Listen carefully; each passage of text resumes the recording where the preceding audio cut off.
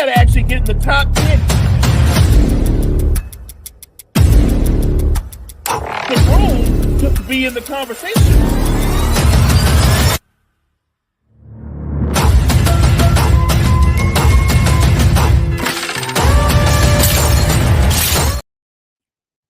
What is poppin', y'all? It is your boy Guardy3, and of course, my co-host, the man of the hour, Mo Betta. Mo, how are we doing today? I'm doing great on a Friday evening. Ready to talk some hoops with you. Get into it. Talk about what's going on in the NBA today as well. So let's get it. Yeah, absolutely. So, you know how we do. First, we start off with our underrated player of the week. So, Mo, why don't you start us off? You got somebody this week? It's easy for me. I've been following this guy since he was drafted and he came out. My underrated player, and I do think he's underrated, especially with the way he's developed, is Domantas Sabonis of the Sacramento Kings. Big fan of his. I followed him to when he was an underused rookie with OKC. His steady development with the Pacers, going from averaging 11 points a game to 14 points a game to 19 points a game. You can see his role increasing. You can see his playmaking ability develop, going from 4 assists a game to 6 assists a game to where he is today, averaging 20 points a game, 13 rebounds, and over 8 assists. He's just a terrific basketball player all the way around. I know a lot of people think that he is similar to the Joker, and there are some similarities, but I would say that as good as Domantas is, he doesn't have Joker's offensive arsenal or his shot making ability. That said, he's still a terrific number 2 playing off of De'Aaron Fox in Sacramento. And look, I actually think that the only thing that Sacramento is missing, they need another guy that can get you 20 in their starting lineup because they already have instant offense coming off the bench with Malik Monk. But when you think about what Sabonis can do as a playmaker, as a roller, and a finisher, he's just a terrific all-around basketball player. Let me expand on that a little bit. I agree, but I think they mainly need it from the forward spot because they got the guards scoring from the guard position covered. They have Sabonis, and now I think if they add a forward that can get you 20, like they could swing a trade for maybe like a Mikal Bridges or something that could really play off of Sabonis. That would be perfect for them. Well, that's what I mean. Like I like Harrison Barnes, right? I think we both agree Harrison Barnes is a steady player, but if they went out and got a guy who averaged 20 a game and could do what Harrison Barnes can do, but at a higher level, I actually think it would also make Harrison Barnes more valuable in a different role. Do you know what I'm saying? Yeah. Like Harrison Barnes is like their second best defender by default, but if you went out and got an elite two-way player like a Mikal Bridges, then Harrison Barnes wouldn't be guarding people's number 1 or number 2 option. He'd be guarding their 3rd or 4th option, which is a better matchup for him. No, I completely agree. That is absolutely fair enough. Say my underrated player this week gonna go to the Minnesota Timberwolves. I think they've been doing a lot better than people expected to once Cat went down. And I think a big reason for that is the defensive presence of Jaden McDaniels. Everybody's real quick to give all the credit to Rudy Gobert, and I think Rudy Gobert deserves a lot of credit. I think his play's been phenomenal this year. Don't overlook the defense that Jaden McDaniels has given you, because I think it's a combination of those two that's really helped keep that defense afloat. So I am going to pick my underrated player this week, Jaden McDaniels. I love that pick. I think Jaden McDaniels is one of those young players that right now we think of him as a defender, but I actually think that he could actually take steps as an offensive player as well. Like I love what he can do defensively, but you can see the early seeds have been planted. He's got some game offensively as well, but yeah, I love that pick. Hey, how's it going, Gene? Nice to see you in the chat, sir. Hey, what's up, Gene? Mo, we're the first thing we're going to do, first thing on the agenda, I saw a post, and it bothered me. It really did. It didn't really bother me too much, but let me show you. I want to talk about it, Mo. Top 6 power forwards ever. To me, one of these things is not like the other. Got Tim Duncan, one, cool. Kevin Garnett, awesome. Karl Malone, not going to argue that. Dirk and Barkley, I have no problem with that. Number 6. Wow. Rodman. It Well, says what's wrong with this list? it's number 6. It's Now number listen, 6. let me start off by saying that I think that Dennis Rodman was a phenomenal player. His impact was undeniable on those Bulls team. I'm not trying to say he wasn't impactful, but we can't be putting a number 4 option at best 5 as a top 6 power forward. And quite frankly, here's probably where I might sound a little controversial, but is Dennis Rodman the top 20 power forward of all time? Because I think there's much better options here for a power forward list than Dennis Rodman. No, it's a fair question. Look, Dennis Rodman is one of the greatest defenders to ever play the game. Versatile, can guard all 5 positions, and he's also an elite rebounder. I think he led the league in rebounding like 7 times, 2-time defensive player of the year, actually made a couple of all-star teams, all NBA teams, 5-time NBA champion. Every accolade that Dennis Rodman has is well-deserved. Having said that, he's not the kind of player you can build around. Dennis Rodman, anywhere he's ever been, he's never been the man. He's a complimentary player. And in that complimentary role, he excels at it. But look, Kevin Garnett was the man for most of his career. Tim Duncan was the man. Charles Barkley, Karl Malone. You can go to lesser known power forwards, or I wouldn't say lesser. Let's just say less heralded in the overall scheme of history.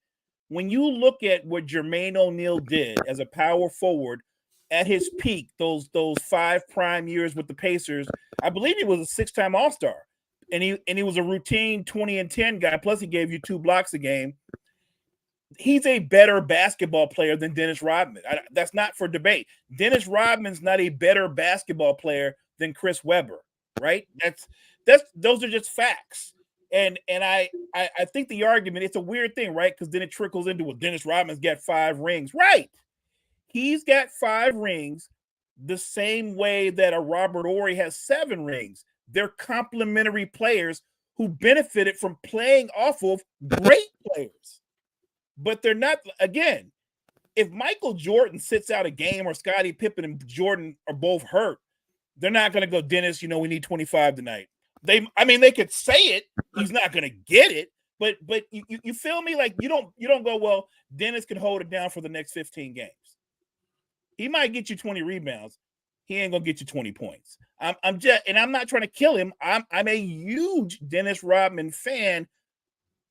He deserves his flowers, but I think calling him a top 20 power forward all time is overranking him as a basketball player. The thing, it's like saying Rick Barry's one of the greatest shooters of all time, right? And a great player. And I'm sure 9 times out of 10, if Dwayne Wade and Rick Barry went in the gym and played around the world, Rick Barry is going to win around the world. But I don't think Rick Barry was a better basketball player than Dwayne Wade. There is a difference. There is a gap. And I think about this. I think Ben Wallace was phenomenal. I'm talking about Ben Wallace of the Detroit Pistons. He basically did a lot of things that Rodman did. Actually, to a degree, you could say he did them as good or better. I think Ben won Defensive Player of the Year 4 times. I think he was a 5-time rebounding champion and the anchor, obviously, of the Pistons teams that went to 2 finals and won a championship. But I don't think Ben Wallace is one of the 10 best centers that ever played basketball. I don't think Ben Wallace is one of the 20 best centers that ever played basketball. Not when you're talking about skill, talent, production. And again, Ben Wallace is the centerpiece of your defense, but you can't build around Ben Wallace. Ben Wallace was what was the complement to what Billups and Rip, what Sheed could do to a lesser degree offensively, but he was the catalyst defensively. Nobody's here to try to kill Dennis Rodman. Like I said, again, I think we're both huge fans of Dennis Rodman, but it's kind of crazy when you think of some of the power forwards. You can go back if you're a historian of the game. Dennis Rodman is not a better basketball player than Alvin Hayes of the Washington Wizards, I believe, at the time, or the Bullets. It was the Bullets. He's not a better basketball player than him. He just isn't. I don't think Dennis Rodman is a better basketball player. You know what? And this name just came to me. Is Dennis Rodman a better basketball player than Sean Marion? I don't know. He's definitely a better defensive player, but is he a better basketball player? There's a difference in how you approach that. And I don't want to underrank him, but I don't want to overrate him. It's easy to go, well, Dennis Rodman can lock people down, so by default, that would make him better than Paul Gasol. The best version of Paul Gasol, I think, was like 19 and 10, give you 4 or 5 assists. Powell wasn't going to lock you down defensively, but he was solid. Powell was a better basketball player than Dennis Rodman. Here's the thing. Dennis Rodman had as much or more impact, maybe as much. I don't know if he had more impact than Horace Grant had, right? He's on the second three-peat. What stood out, obviously, is that Dennis Rodman is going to get you 15, 16 rebounds. But if you look at the Horace Grant years, what is Horace Grant going to do, Brett? You can book him for 14 and 10. Horace Grant is a better all-around player than Dennis Rodman. And when you look at those early Bulls teams, you don't go, well, they weren't as good as the later Bull team. Look, there's obviously the one team won 72 games, but I think Horace Grant is a better all-around player than Dennis Rodman.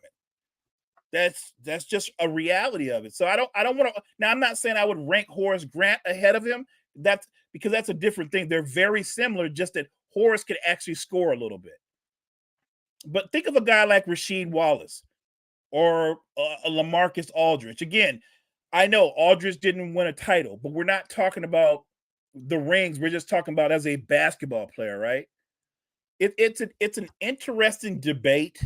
And if you're a Dennis Rodman fan, your argument will be he's a winner, he's a 5-time champion, and he's one of the greatest defensive players of all time. I'm not here to argue with that. I agree with every case, every point, every flower you want to throw his way. But any power forward list that has Dennis Rodman inside the top 10 is a bad power forward list.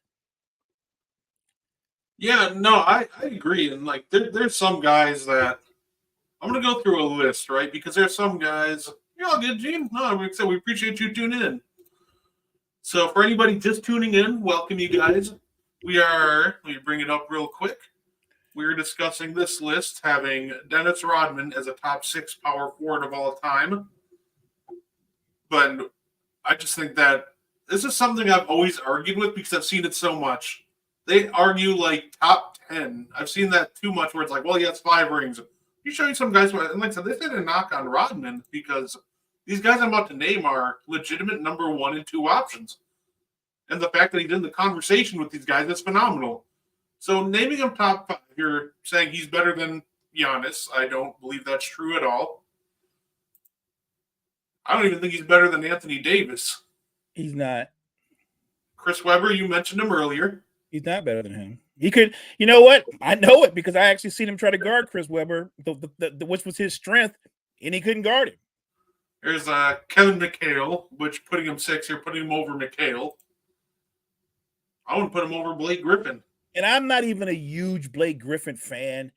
Obviously, Blake doesn't have the bling, but we're just simply talking about as a basketball player, do Dennis Rodman's rings leap him over guys who at their peak, they were teams' first or second options? Most of these guys were first options. And I'm just trying to say that Dennis he wasn't just not a first option.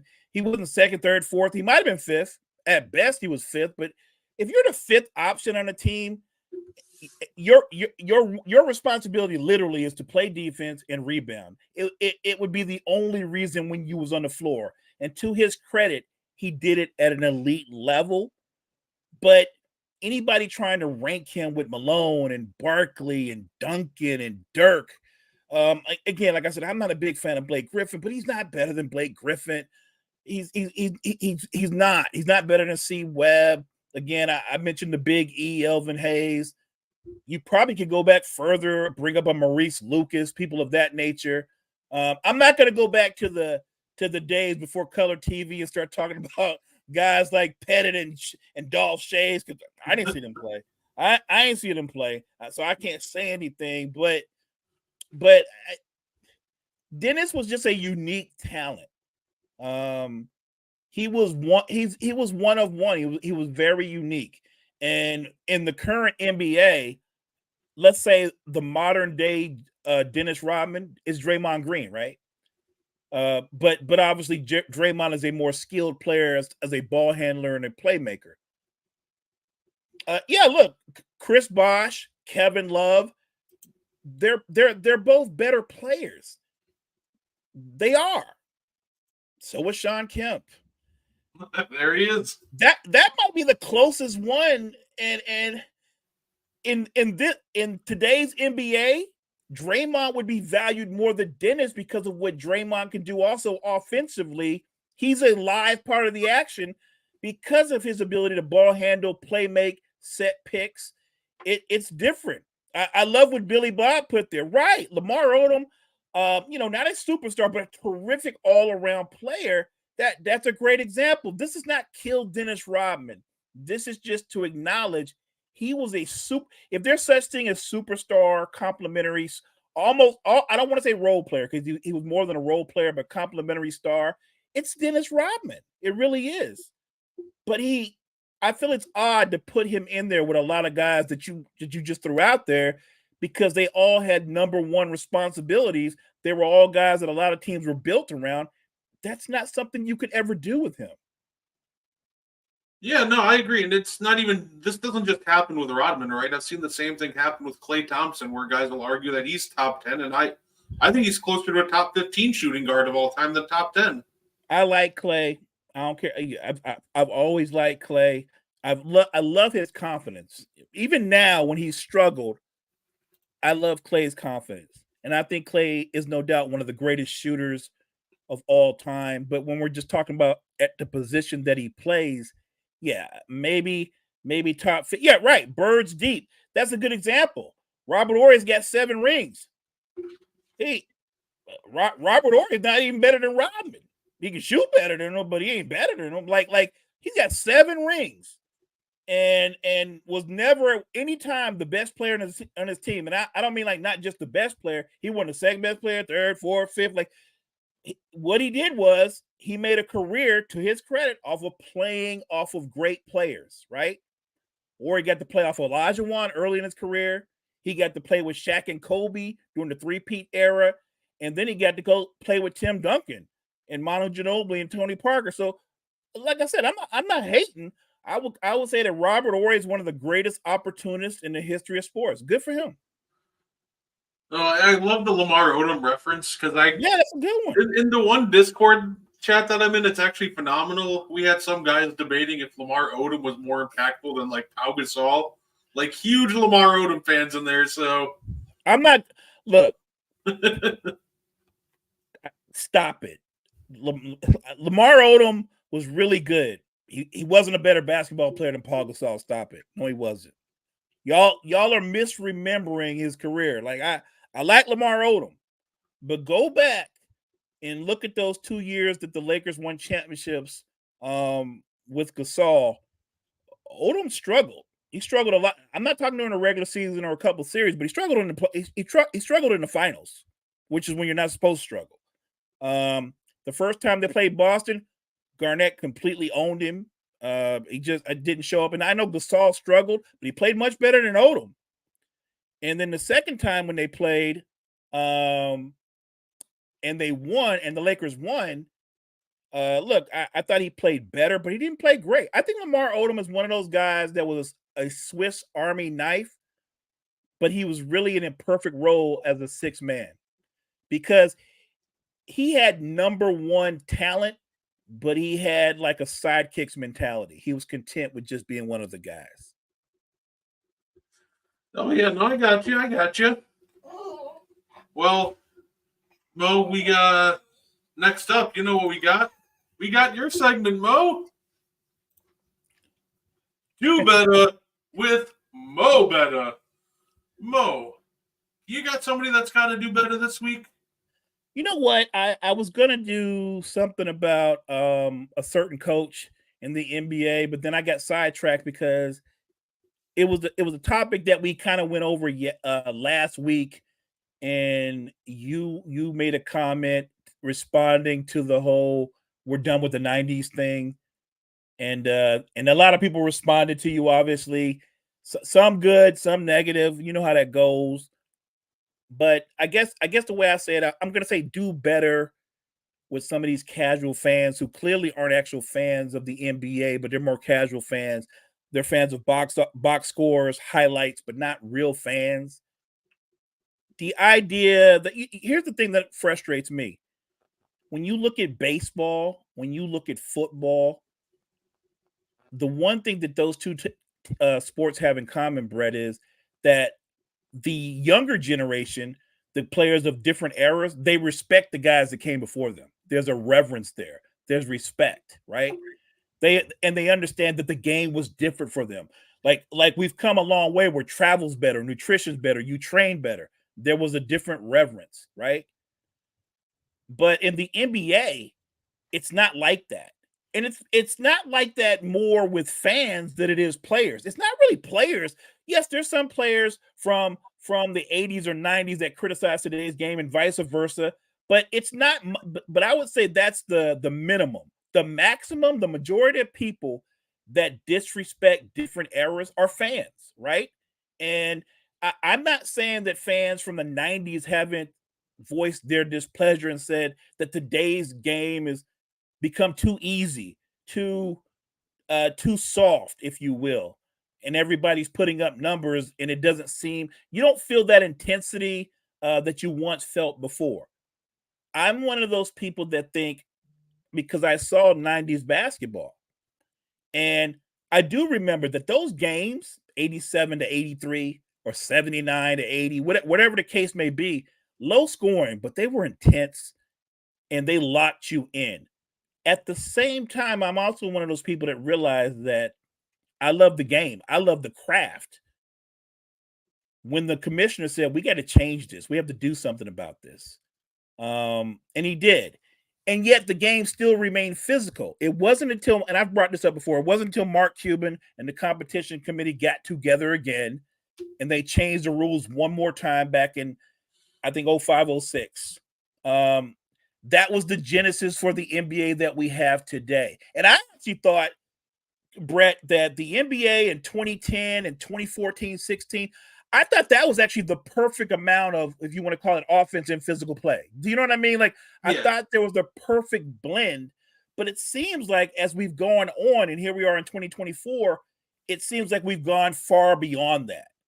And you know there's a problem when the commissioner acknowledges, has it gotten too easy to score? Have we made the game too soft? And never mind what I think or what you may think. Ultimately, professional sports, they're about making money, correct? Oh yeah. Well, the NBA's ratings, how they get sponsors, their ratings have never been worse. And at no time in this current era have the ratings ever been better than the rate. That's here's the strange part: their ratings have never been better than the ratings from the '90s. How do you explain that? You explain that because while everybody likes to see people score, the NBA is not like baseball. Everybody loves the long ball. Where in the NBA, I do think people like to see players compete. I think they like to see a true competitive edge. And I think that's lacking in today's NBA. That doesn't mean there aren't great players because I there's no doubt, there's no shortage of great players.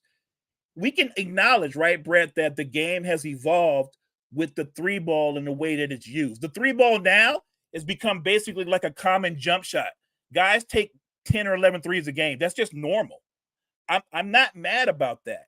That's the game has expanded out to 40 feet plus. That's a good thing.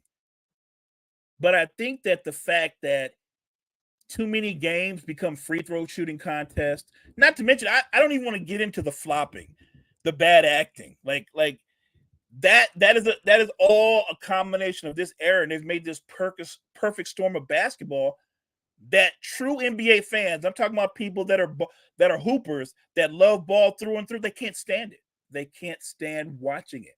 Not just the All-Star game, the current product. And that's what's frustrating. So when I hear guys go, we're done with the 90s. No, you shouldn't be done with the 90s. You might want to go back and take a hard look. Don't be done with the 90s because the ratings were never better in the 90s. So you might want to look back. It's okay to play with an edge. It's okay to compete against your friend. I just think that there's an entitlement here to not just the players of today, but the fans. That rather than say like, well, we get it, Larry Bird was great and he helped save the NBA, and we understand that. You could just say that and leave it there, but they got to say, well, Larry Bird was trash. He couldn't actually go left, couldn't guard nobody. And then you put together a bunch of clips showing Larry Bird dribble the ball out of bounds or whatever it may be. Anybody can put together bad clips. But if you actually know the game of basketball and you actually watch Larry Bird play multiple times, and I'm not talking about clips, entire games, you would know that he's one of the best players that ever laced him up, period.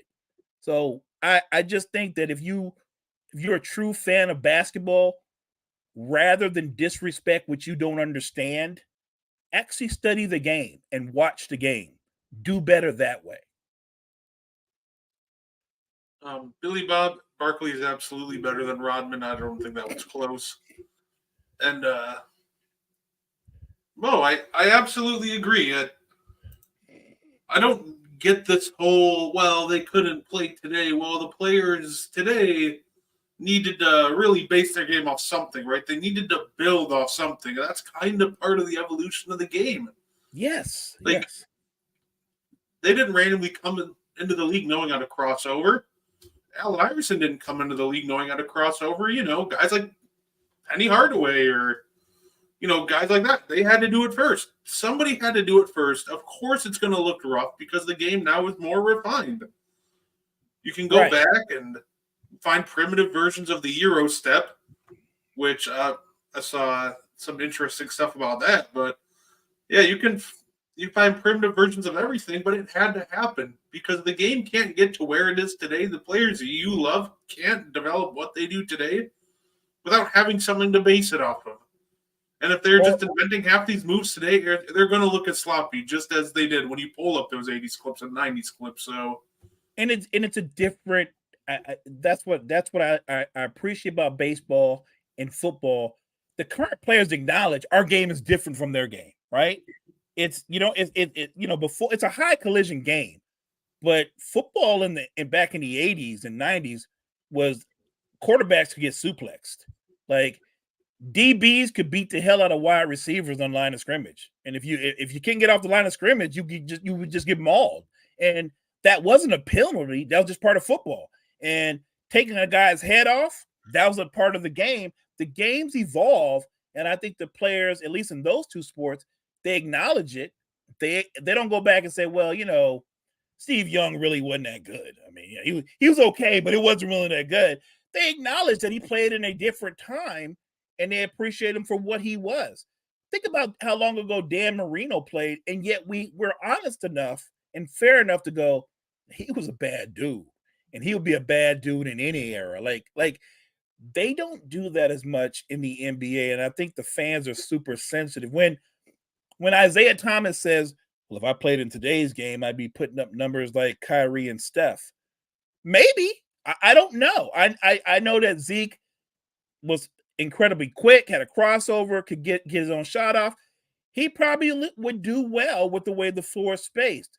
But I don't think that every player from the 80s or 90s would do well in this era. Maybe some of the truly special ones. But doesn't that work both ways? If we said we're going to take LeBron and put him in the 90s and the physical 90s, I think he still would be a great player. You know what I mean? Like but the truly great ones, I think, can adjust, and I think they would still do well. And rather than just acknowledge that, guys got to go, well, there's no way he could play now. Or I think the argument was a couple of weeks ago that if Iverson played because he was such an inefficient scorer, no, he would, because I think Iverson was asked in an interview, Brett, how much would he average today?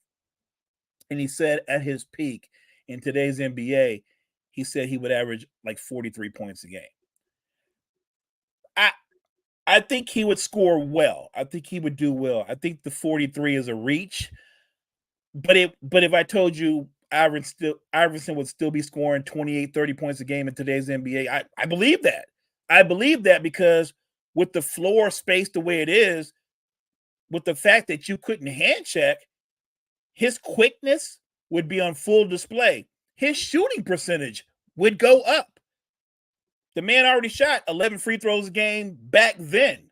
In this era, Sixers games will be like 3 hours long because AI is shooting 15 to 20 free throws. So yes, he would put up at least 28 or 30 points a game. Again, I don't want to get too far off track. The bottom line is, if you're from a different era and you disagree, there's nothing wrong with that. But rather than tear down the era, take more time to try to understand it. Yeah, I think AI back then was already averaging 10, 11 free throws a game, so I'm not sure how many more they would actually, give him nowadays. If he was on the 76ers now, between him and Embiid lobbing up, 25 free throws a game, that would be not great to watch, but insanely efficient offense for the 76ers. those would be some really long games. I'll say my two better, Mo, it's from your guy. It's from Darvin Ham. He gave us a great soundbite last night after the Kings game. I wish I could tell Mike Brown, when you play offense, just let us know what you're going to run so we can stop it. Darvin, is it Mike Brown's job to stop the offense, or is it yours? Like, have you not watched film on the Kings at all this year? Like, come on, man. That quote just makes it sound like you have no idea what you're doing. And at this point, you just might not. Because why would you come out and say that? What good does that do Darvin Ham? Nothing. It doesn't do him good at all. He just made himself look like a complete bum. When he made those comments, I didn't yell. And I'm not exaggerating. I literally just turned my TV off and went upstairs. I can't. I just gotta. You root for people to have success when they get an opportunity. I'm not here to tell you if Darvin Ham can he be an NBA coach. I think he can, but there's levels to everything, and not everybody's a good head coach. Some guys' strengths is being assistant coaches. Bob McAdoo, one of the all-time great players, was an assistant coach with Miami forever.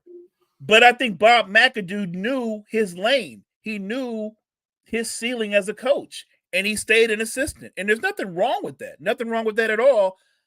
I just don't think Darvin Ham, if you're a Laker fan, is the guy that's going to lead them on a deep playoff run. And I say this knowing full well, yes, I know, before somebody goes, well, Mo, they went to the Western Conference Finals last year. They did. But a lot of things lined up for them for that to happen. They also got swept in the Western Conference Finals. My struggle is, if you're a head coach and you're coaching a team that possesses 2 top 10 players, you should not be fighting to get out of the play-in. Yeah, no, absolutely. Well, judging from we're gonna switch gears from the Lakers. I'm sure you don't want to talk anymore about No, I'm good right now. So why don't we switch? Blatt, Vogel, Ham, Mike Brown. He's just an obliterator of coaches in reference to LeBron James. There's truth in that. Yeah, there is truth to that. Our boy, John Wall, Oh, there he he, goes. he says he's ready for an NBA comeback. He will even accept a role as a role player. That's awesome for you, John. I have my thoughts on that, but Mo, why don't you give us your thoughts on that? I so he started the year off as a role player with the Clippers, if everybody remembers, and I I I thought John Wall would have done well. Actually, it was last season with the Clippers. They gave him the opportunity, and he started off well, and he just kind of faded. I think what happens is with guys like John Wall, where his whole game is predicated off of his freakish athleticism. Once that was diminished, he's not John Wall anymore. And I'm not rooting against him, but him making that announcement as if there's going to be a bidding war for his services, that's not realistic. Now, maybe if a team has a rash of injuries, and that could very well happen, somebody might sign him, but I still don't know if that means he's going to ever crack the rotation. Yeah, 2016, 2017 was his last. I mean, I'm taking whatever option 3 is. If there's any semblance of a younger talent available, I'm taking that. But I hear John Wall. That's brutal, honestly. If you have to rely on either of them in the year 2024, that's just not a good thing for your team. Yeah, I'd rather bring back Iggy. I'd rather bring Iggy out of retirement.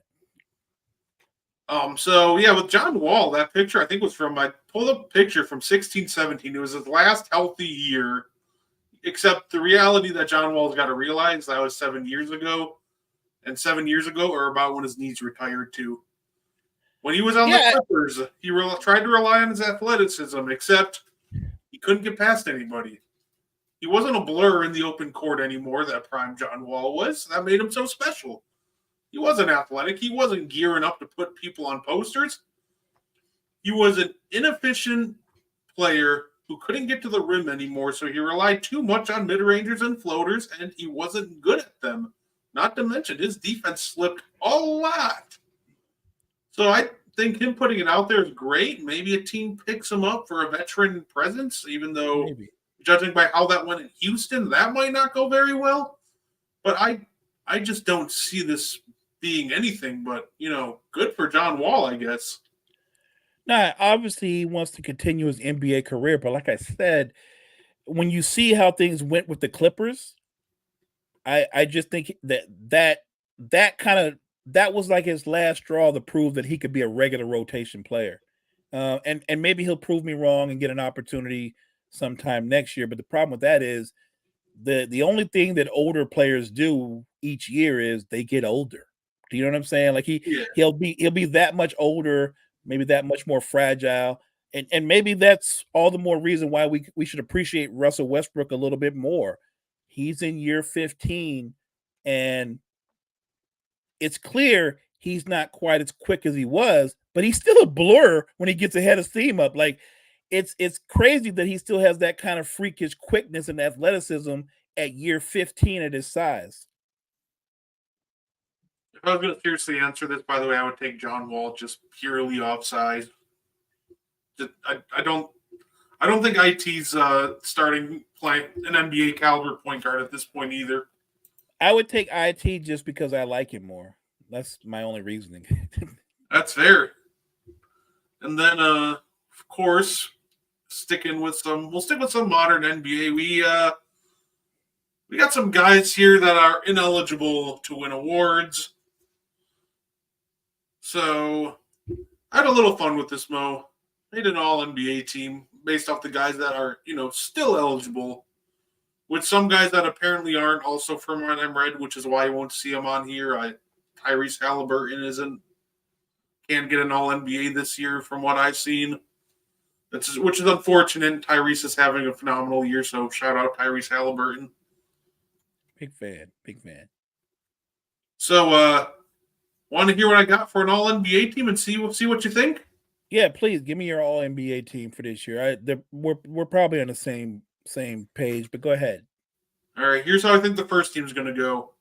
First team, Luca and Shea Gilgeous-Alexander. Yep, Correct. That's what I have. four obvious ones to me. I think those are locks already for All NBA first team. Now, the one that I question is the fifth spot. A lot of people are going to go Jason Tatum, and that's absolutely fine if you want to go Jason Tatum. But I went a little different direction with this one. I went with the resurgence this year that is Kawhi Leonard. That I don't think the Kawhi pick is a bad pick, but I, the Clippers have kind of been in a funk the last 14 games and been struggling. Um, for the better part, Tatum has never really asserted himself in the MVP race, but he has been pretty consistent. What is he? What is Tatum? 27 points, like 8 rebounds, and just under 5 assists. I'm I would keep him as my fifth guy. I'm assuming that your all NBA is Joker. Mine would be Joker, Giannis, Tatum, Shea, and Luca. No, that's fair. And I you don't and think there's you a wrong. and I'm not saying Kawhi is a terrible pick. I'm a bigger Kawhi fan than I am Tatum, but that's that's just mine for this particular year. I'm just saying that Tatum he's been consistent. He has been. I never saw him as winning the MVP, but he's been very good. He's been very consistent. Yeah, no, I can absolutely see it. It'll probably end up being Tatum to get that five spot, but I think that Kawhi Leonard absolutely deserves some love and consideration for it too, because his numbers aren't trailing that far behind Tatum. Actually, that's what caught me off guard. His numbers aren't too far behind, and his efficiency's better, and he's guarding tougher assignments on defense. So Yeah, I'm actually really impressed with Kawhi's shooting splits. They're kind of insane. So I'm with you on that.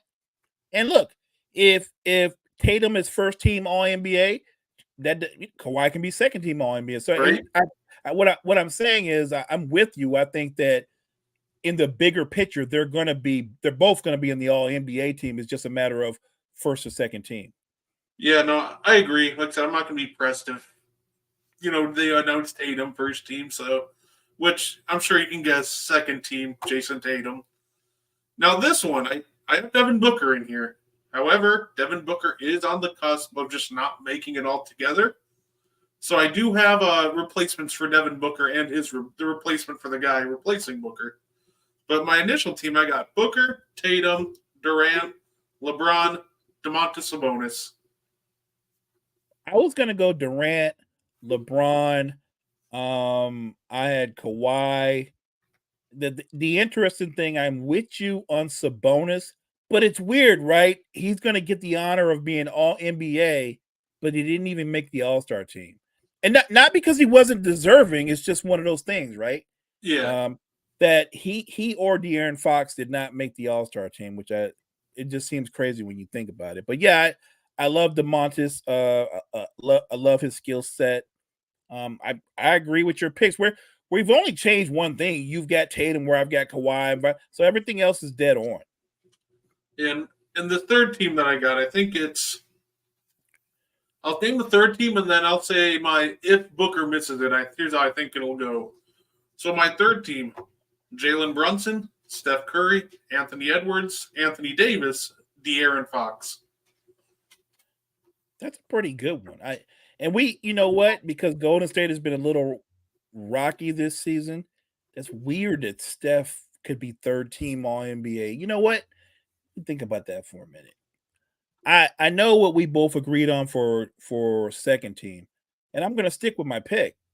But my guess is the writers they're going to at least put Steph on the second team because he's Steph. Yeah, no, that's fair. A lot of people always forget that with all NBA team, there's writers involved, so feelings and storyline they really do matter to these guys. So And they have favorites. yeah, absolutely. So I could see that. So I think if it stays healthy, that's my pick. I think those are going to be the 15 players that are going to be making an All NBA team for you. No, like I said, I think you pick a great squad. Those guys are all deserving. It's got to be bittersweet for De'Aaron Fox and Sabonis. Like I said, you want team success, but you also want those individual accolades. So to be good enough to be all NBA, but not good enough to be on the All-Star team is just kind of weird. Yeah, that's why like when I'm really judging people or ranking them like all time, I try to take into account everything, but all stars I really get the least amount of weight for me, honestly, when it's all said and done. So we're similar when we're making player comps. My whole thing is I get it. We you can do he only averaged 17 points a game for his career. And then I have to do the right, but and that it's a factual statement. He ended up averaging 17 points a game for his career, but he played 19 seasons. In those last 4 or 5 years of his career, he took a reduced role, right? So his stats literally plummeted, and this happens all the time. So what I always ask people to do is don't look at that last number. Just find that, because every great player has it. Just find him at his peak and see what he did at his peak, and you'll see these 8, 9, or 10-year stretches where the guy averages 25 plus a game or whatever. That's who he is. You feel me? Like that's who the Oh, yeah. player truly is. And I'm not saying don't discount all of it. That's part of the story. That would be like, we'll take away, the 2 years Jordan was on the Wizards. No, don't take it away. That's part of his story. Put it all on there. I'm not making excuses. I'm just saying that it's so easy for somebody to like look at Scottie Pippen and go, well, guy only averages 16 points a game, and I'm like, that's the career total. The best version of Scottie Pippen, the peak Scottie Pippen. Now you're talking about a guy that gives you like 20 points, 8 rebounds, and 5 assists. That's Scottie Pippen.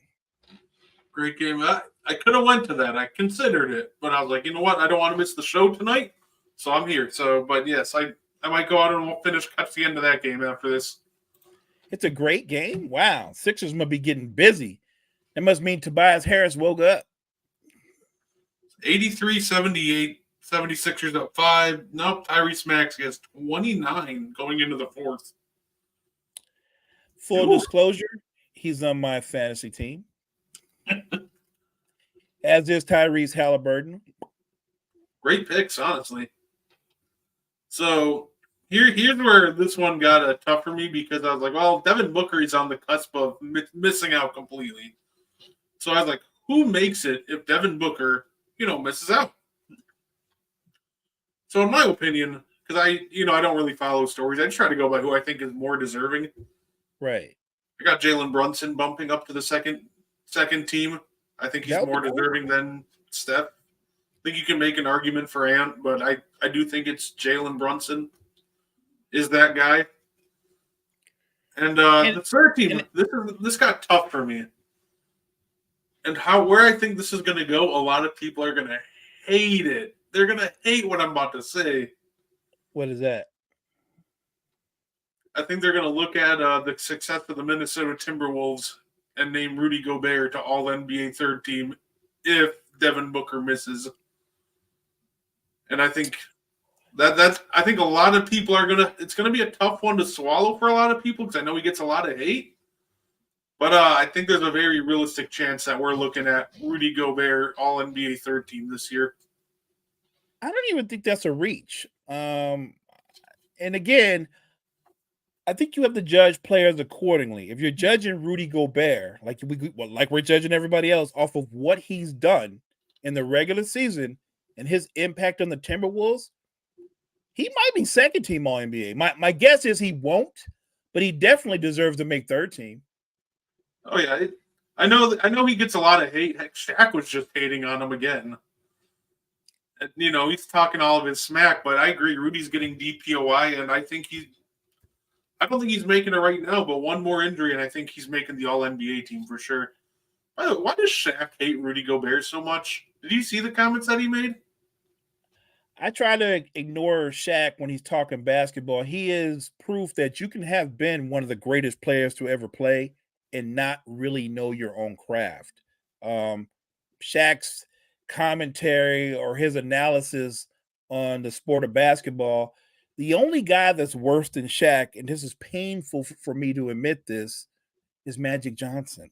Uh, they their takes and their analysis are horrible. They just are. And Shaq has an affinity for going after guys. If he's not attacking Dwight Howard or JaVale McGee, now he's attacking Rudy Gobert. It's always I'm guys. not. No, go ahead. Oh, no, I was going to say, it's always guys that play his position, too. It's always the Right. center. Sure.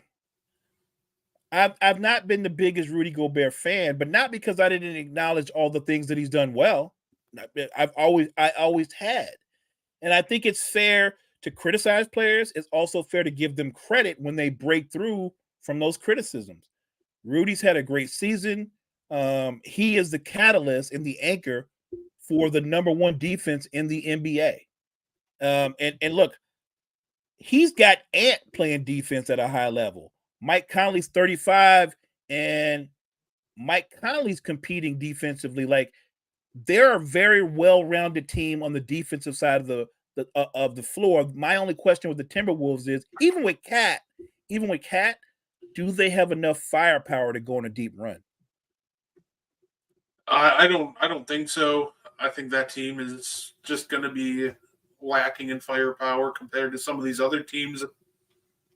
And I think the worst case scenario for the entire Western Conference is unfolding. The Nuggets getting healthy, and it looks like they could very well get home court advantage. Which, if that's the case, the West just got 10 times harder. But my favorite part about the Shaq quote was he goes, "Oh, he's just averaging, what was it, like 14 and 10 or whatever Rudy's averaging." He goes, "I could do that right now." Like, Shaq, eat Shaq. You were like 9 and 6 with the Celtics when you were 38. You are much older than that now. Knock it off, dude. Yeah, I remember the Celtics version of Shaq. He couldn't do anything right now but blow out his wheel or something. Like, come on. Stay in reality. The truth is, like I said, Gobert's a terrific rim protector, great rebounder. And no, he's not a number one option offensively, but the things that he does well offensively is what? He's a good roller, he's a good finisher at the rim, he stays in his lane. I think the Timberwolves are one player away from really contesting versus the Nuggets in the West. I like everything about Oklahoma City, but I think that they're not a player away. They're just a year away, right? Like, I just think they need to develop more. Like, you look at OKC, that's basically a college team, right? They just need to develop more. You've got Shea, but you have to let Chet, Jalen Williams continue to develop, and some of the other young players on that team as well. And they're going to have to make some tough decisions because you can't pay everybody, and eventually a guy like Josh Giddey is going to want X amount of dollars. I don't know what they do with him going forward. And don't forget, OKC, Brett, they still have like 500 picks. Yeah, no, absolutely. By the way, I will link this a little bit too, since we didn't get to a full segment of it today, which we'll be back next week. I'll link this a little bit to puppy prospects here. You know, I just learned, I didn't realize, Cody Williams, the top-ranked small forward coming into this draft on a lot of boards, is Jalen Williams' brother. So we're going to have two Williams in the NBA next year. If he's nice like his brother, OKC might want to use some of them picks and bring him on in. Make it a family thing. A lot of people are player comping him because he can guard 1 through 4. He's an extremely good defender. He's getting more comfortable with the ball in his hands.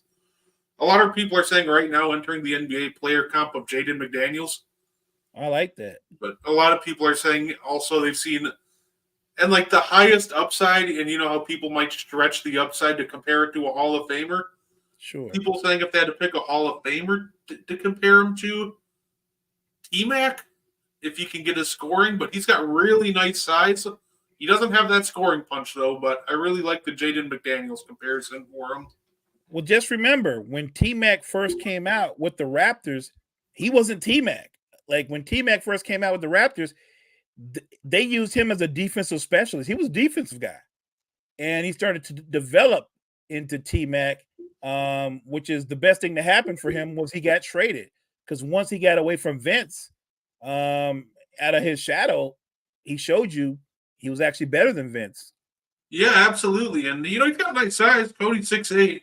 He weighs 190. He's gonna have to put on some weight, but yeah, he's already got some nice size to him. So I'm really liking him. So I'm gonna make him my honorary puppy prospect this week. Is he? I'm assuming he's the first round pick, or he's the first round prospect at least. Oh yeah, with the way he plays, I think he's top 5. Okay. Like there's some that I'm like unsure on, but I know for a fact as I'm going through like these prospects, I think Williams guaranteed top 5, and I'm willing to guarantee that Alexandre Sarr is going to be top 5 as well. Nikola Topic, he's I think he doesn't fall anywhere below. I think he's top 10. I don't think he falls out of the top 10, but I know those are the 3 main ones I've done so far. And I think Ryan Dunn. That's the 4th one I've done so far. I think he's the back end of the first round, but he's a first rounder.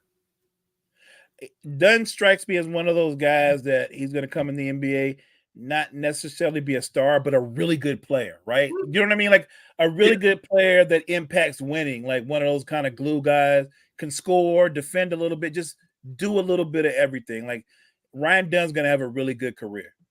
Oh, I think so too. I think he's just going to be a very high energy guy that a lot of teams are going to hate to play against him, but you're going to love to have him on your team. Right, 100%. I'm with you on that. I always find it difficult. Like I know you're scouting. When I look at tape of some of the European players, because the funny thing is the really, really talented young European players, they play against obviously grown men in those leagues, but they don't play them a lot.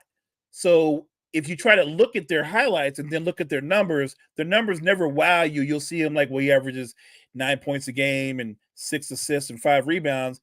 And you're trying to understand, you're trying to gauge the overall skill set. And I think that it's one of the things that really impresses me, Brett, about the San Antonio Spurs is they take the time to go over there. They not only work them out over there, they bring them back and they work them out over here. Like their scouting team, when it comes to dealing with European players, they were always like years ahead of everybody else. You could say some of the league is catching up. By the way, the Lakers are not catching up. I don't know what happened when everybody else was scouting European players. It's not that we didn't scout them. We always just brought in the wrong ones. We've never drafted like a European player where they're like, yo, the Lakers got it right. This guy's going to be a star. We've never had one of those. I remember when they were really high, Brett, you'll remember this name. They were really high on this guy, Slava Medvedenko. Remember him? The guys were telling me, Mo, this guy right here, he's a beast. He can give you 12 boards. He can give you 18, 19 points. He said, watch, Medvedenko is going to become one of your favorite Lakers. Yeah, that never happened.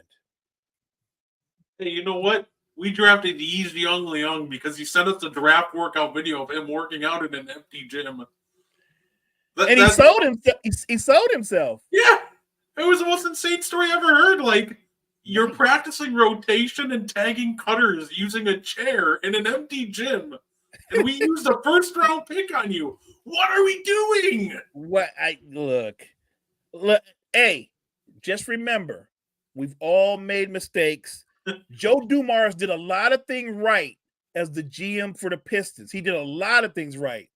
And then he drafted Darko. I'm just saying. That's fair. Well, that's all we got for you guys today. Mo, is there anything you want to add? No, I just enjoy chopping it up with you, talking hoops all day. You and I can go on and on for hours. So we appreciate everybody up in the chat. We appreciate you, everybody that's tuned into us live, watching us on the Wire to Wire network. We appreciate you. Check out all the content that we have to offer for you at Wire to Wire Network. Wire to Wire Network. Give us a follow, a sub, a like. Any support that you give us, guys, we appreciate it. And you can find the N1 podcast. You can follow their Facebook page. And there's also now an N1 podcast Discord. So if you're into Discord, you can join that. Which, by the way, we're doing our own March Madness bracket. And you're free to join. Free entry. Winner gets a $10 Amazon gift card. However, if you're following the Facebook page or part of the Discord, $30 Amazon gift card. So make sure you like the page or join the Discord. Think about that, guys. If you just follow the page, like the Discord, that's a come up right there. $30 gift card. We appreciate that. Check us out. Thank you, everybody, and you guys have yourselves a great night. Thank you for tuning in to the And One podcast. If you like our content, you can find more on the Wire to Wire Podcast Network on YouTube, Facebook, and Spotify. Want more And One? Find it on Wire to Wire. Like and share our Facebook page and join the And One Discord. Grab the link to join from our Facebook. Thank you for tuning in and have a wonderful day.